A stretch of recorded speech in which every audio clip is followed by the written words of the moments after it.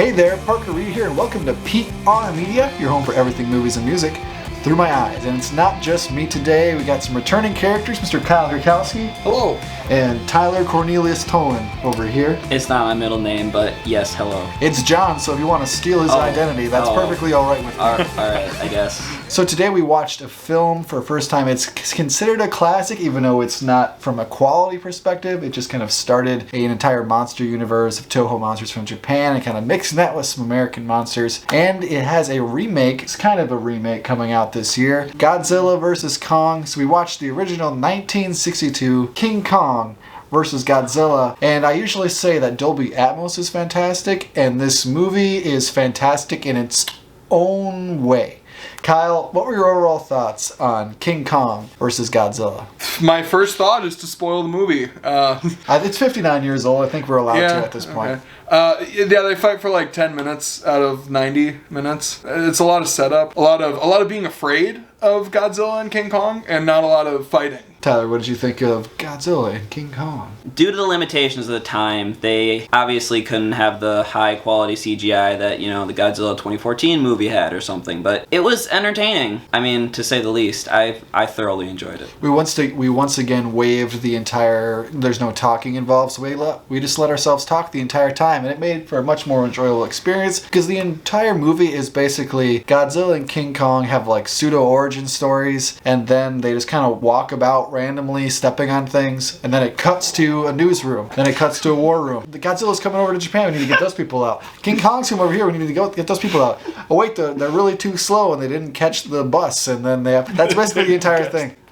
It's a lot of coincidences. When there was okay, this is out of context, but there was Godzilla attacks a bunch of trains, and inexplicably, right where he attacks them, there's like 6 buses waiting. Where the hell did those buses come from? And why didn't they get on them quicker? These are the questions that I have watching this movie. I think the first thing we need to address here are the effects, because to say they are quaint and dated would be putting it extremely mildly. Godzilla and Kong are both played by men in costumes, glorified Halloween costumes. Like the crappy Halloween costumes you get for like Party City for like $25 or $30? That's basically the quality that we're dealing with here. There's a lot of miniatures used, there's a lot of very practical effects, but they're super noticeable. It was nice that they were real, I suppose. There's a big criticism with movies nowadays that it's like, oh, it's just one big video game, it's too much CGI and everything. This is kind of the opposite of that, though. Like, it's almost too much, like, where you can almost tell that it's like a small miniature tank that's like, you wind it up and then it goes forward and then it blows up, I would say it's too far in the other direction. It reminded me of when I was a kid and I used to play with like little toy trucks and figures and just smash them against each other. That was pretty much the entire effects in this movie. Oh, yeah. And King Kong had a busted ass face the whole time. Godzilla looked like he was high. It lights up at one point. I don't know why, but it just does. Godzilla almost looks like he's like a hand puppet at times.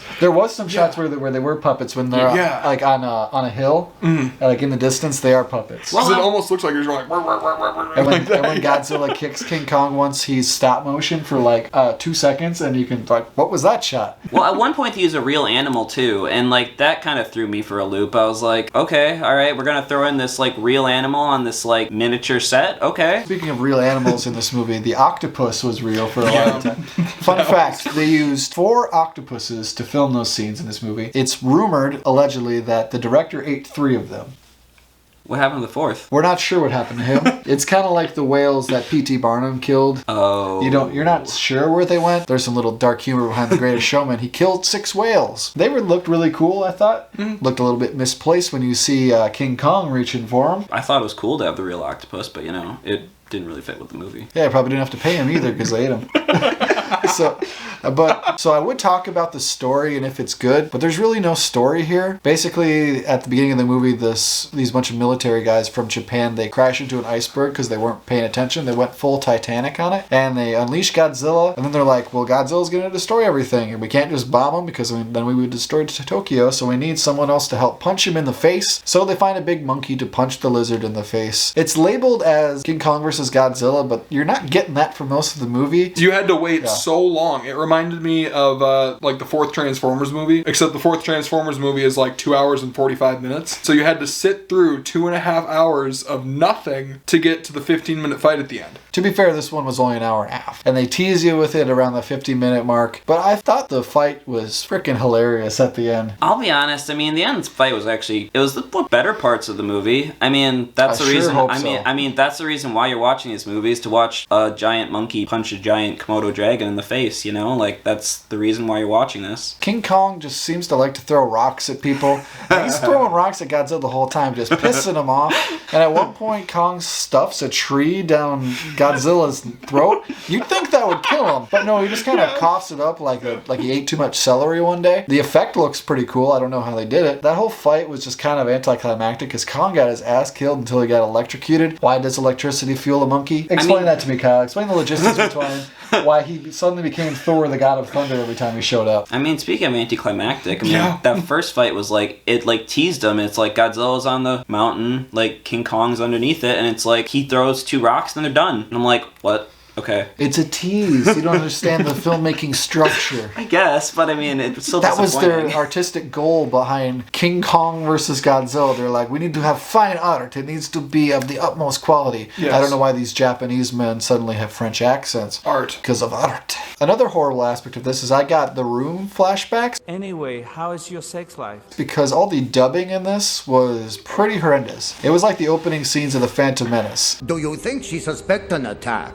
I don't know, but we must move quickly to disrupt all communications down there. It was basically filmed in Japanese and most of it was dubbed over in English, and it doesn't match at all. It doesn't sound great. You know, I mean, they try. They try really hard. You know, They tried so hard, in the end it didn't really matter. In the end, it doesn't really matter because you didn't do a good enough job. And another aspect of this film that has a little bit of controversy is the racial display that they put on when they go to, what was the name of the island? Faroe Island? Faroe Island, yeah. Not Skull Island. Can you just kind of lay out the scene for us, Kyle? You described it so well before we started talking. Yeah, you know, it was a really weird scene where there's like a bunch of Japanese people and they're in blackface and they're in like tribal like gear. So like they're all shirtless, right? They're all shirtless. They have like the little like, you know, skirt thing on, and very stereotypical, very inaccurate, I think. It's one of those things that wouldn't get made today. They'd go to that scene and they'd be like, yep, nope, sorry, canceling it. They might make it today. Quentin Tarantino might do it and say it's for artistic reasons and such, like using the N-word a billion times in Django Unchained. But in that scene also, they give them cigarettes, so they expose them to nicotine and all of that horrible lung disease. So this has lasting implications for the people of Faroe Island. They also give a child a cigarette, and he seems pretty okay with it. We don't see that child afterwards, so I mean, who knows what happened. He probably developed lung cancer and is dead now, unfortunately. That was basically the entire movie. There's not a lot to this, but I don't think there needed to be a lot to this because it's just, we want to see these monsters fight. I mean, look at the cover. It's just a big lizard punching a big monkey. That's what it's advertised as, and that's all I needed. I made a joke to Tyler while we were watching this that I hope that they just put this in theaters instead of the new Godzilla vs. Kong movie, just to troll everybody and start off 2021 the right way in theaters. Just troll the hell out of them. We want to see Eleven from Stranger Things run around and point and say, oh my gosh, that monkey just punched that lizard in the face. That lizard killed my brother. Which doesn't seem to emotionally affect me. You try to protect Godzilla that whole movie. I don't understand that still. But the trailer made me feel optimistic about it because it had a lot of bright colors, a lot of quick action sequences. They didn't try to go all indie drama like the first Godzilla did. And ever since they did that movie, they kind of understood it. The reason that we're watching these movies is to see a big CGI monstrosity on screen, and hopefully they deliver that because people seem excited because the big theatrical blockbuster experience has been largely on hold since like March of 2020 because of the COVID-19. I don't know if you want to watch it on your big back 30-inch TV in your parents' basement. On your 1080p TV? No. Streaming through not gonna be HBO good. Max. Don't support HBO Max. They're trying to destroy the theatrical experience. Sure, will I subscribe for like 2 weeks when the Snyder Cut comes out? Yeah, I will. But besides that, I won't give them any more money than I have to, and neither should you. But overall, I'm excited for the new Godzilla movie. I love Godzilla. I mean, anyone who comes to my house can see that. And I think it's going to be good. I don't think anyone should expect Citizen Kane or this phenomenal game-changing experience. At the end of the day, it's a ginormous lizard punching a big monkey. And that's all you need. It's the simple things in life that make things grand. Parker, obviously, this is a metaphor for the U.S. and the Soviet Union at the time that this was filmed. You know, two foreign countries encroaching on Japan. Totally accurate. I can get behind that. The making of this in the United States is humorously ironic because Godzilla was made initially to be kind of a commentary on the nuclear war during World War II that the U.S. perpetrated. And then they're like, no, Godzilla's our thing. We made him with our bombs and killed thousands and thousands of people. So that was weird seeing like Godzilla get adopted in the U.S. because it was strictly just Japanese for quite a while. And then they dubbed it over and made there be like a 1 or 2 second delay between when someone would actually say something and the dialogue. So. And I loved Godzilla's random hand claps in this movie. Like, and every time he threw a rock or punched King Kong, he would just like flap his wings.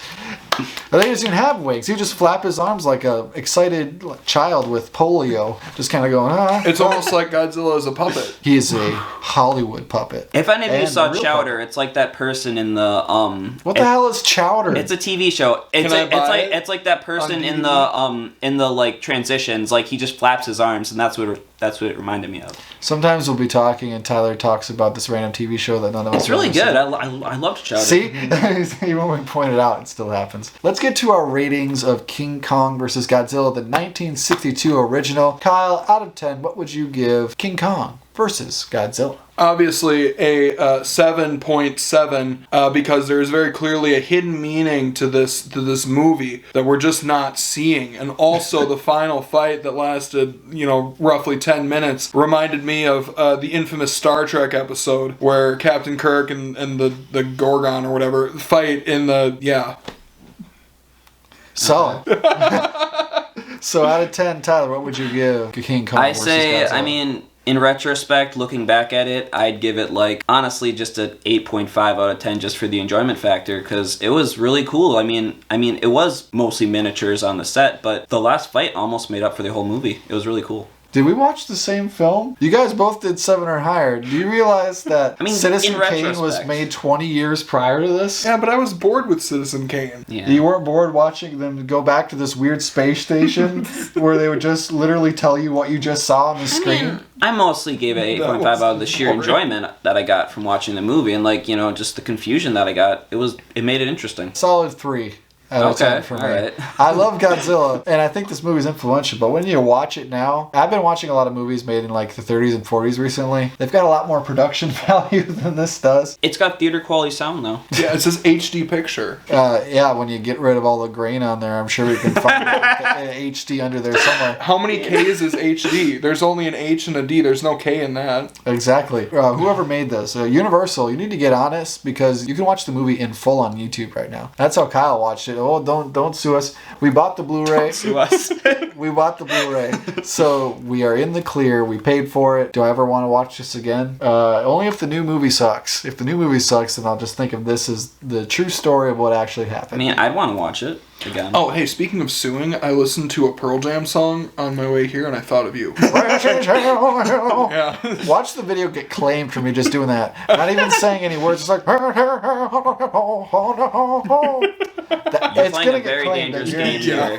Parker, you're playing a very dangerous game here. Mm-hmm. Pearl Jam, go fuck yourselves. That is our review of King Kong vs. Godzilla, a true Hollywood classic that might get topped this year, it might not. But 59 years later, at least the effects will be good. Thank you so much for watching this. And Kyle, thank you so much for joining me.